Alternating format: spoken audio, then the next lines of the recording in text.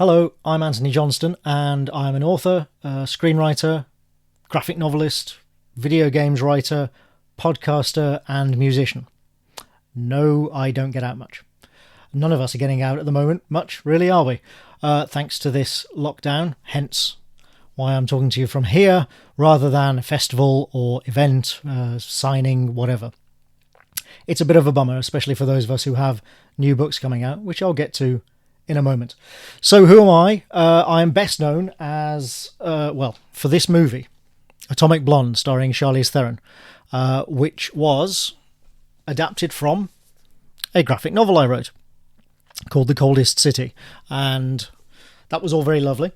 But I am now known for, and the reason I'm here talking to you through the medium of the Crime Writers Association, for the Bridget Sharpe spy thrillers, beginning with the X-Foria Code and now continuing with the Tempus Project, which is out very soon on May 25th, I believe, in paperback and ebook. And as I say, I would have been out doing store appearances, festivals, signings, all of that sort of stuff. But I'm not, because none of us are, because we're all here in the lockdown. So let me tell you a bit about Bridget Sharpe and the Tempus Project and these books. Bridget is a brilliant but haunted young hacker, computer hacker, working in a specialist anti-terrorism department within MI6.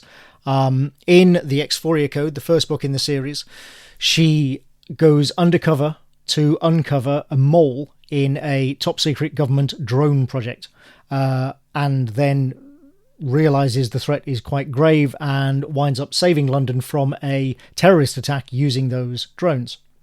In the Tempus Project, the latest book, she must battle against a mysterious hacker known only as Tempus, who is attacking government officials, civil servants, and even a G20 summit with impunity. And Bridge must figure out who he is, where he is, something to do with Eastern Europe. She's not quite sure. She flies all over Europe, kicks lots of people, tries to get to the bottom of it. It's fair to say that the Bridget books are high-octane, fast-moving thrillers, but I like to think they're a little bit different because Bridget herself is quite unique. She is, like I said, she's a brilliant hacker, but she's haunted, and that's because she's traumatized. She's suffering from PTSD and in therapy from a very early field mission that went badly wrong and resulted in the death of a colleague. And so the first book is about her working her way through that, being forced back into the field and overcoming those demons. In the second book, she's continuing to battle those demons.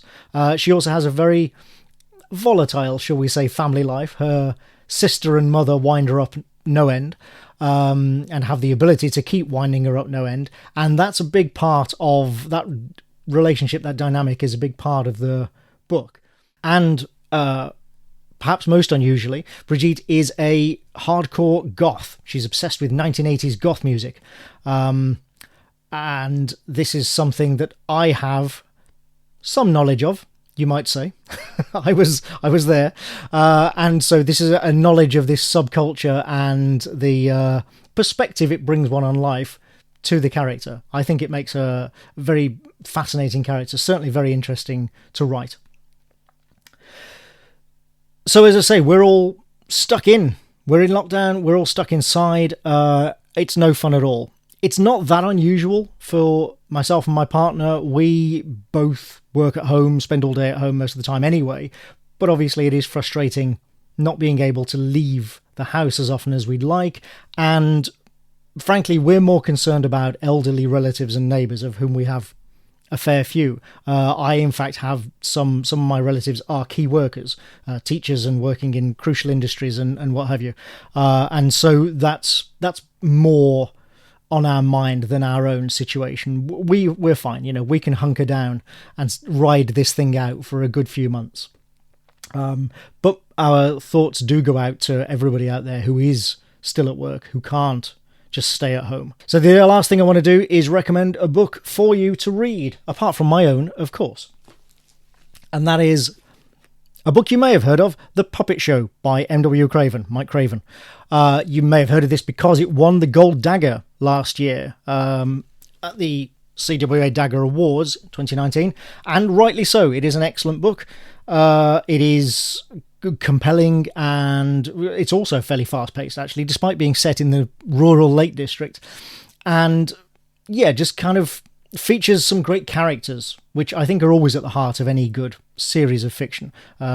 In this case, Washington Poe and Tilly Bradshaw. And they are, at first glance, may seem like a regular pairing. Poe is the old-fashioned copper, does things traditionally, bit of a Luddite. Tilly Bradshaw is not a Luddite. She's the hacker, the computer whiz who does all of that sort of stuff with him.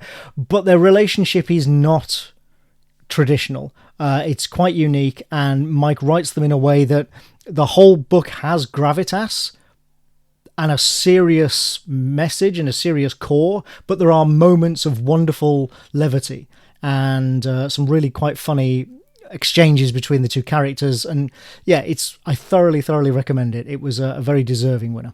So the only thing that remains for me to say is stay well, stay safe, tell your loved ones that you love them, and hopefully I will see you on the other side of this at a bar, at a literary festival somewhere. Bye for now.